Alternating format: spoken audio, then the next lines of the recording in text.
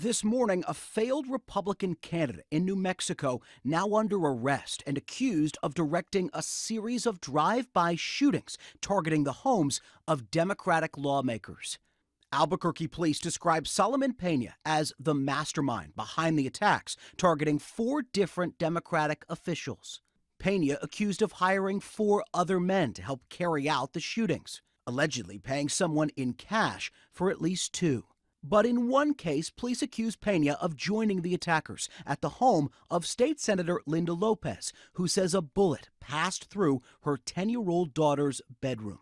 On the last shooting, we now have evidence, too, that Pena himself went on this shooting and actually pulled the trigger on at least one of the firearms that was used. Officials say Pena was angry over his defeat in a state legislature race in November. Pena lost in a landslide a day after tweeting, "I dissent. I am the MAGA king." At the end of the day, this was about a right-wing radical, an election denier who was arrested today, and someone who did the worst imaginable thing you can do when you have a political disagreement, which is turn that to violence. That should never be the case. Differences of fundamentals in democracy are going to happen.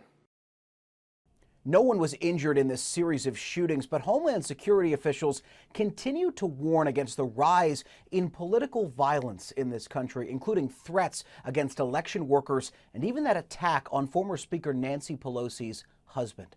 Jay O'Brien, ABC News, Washington.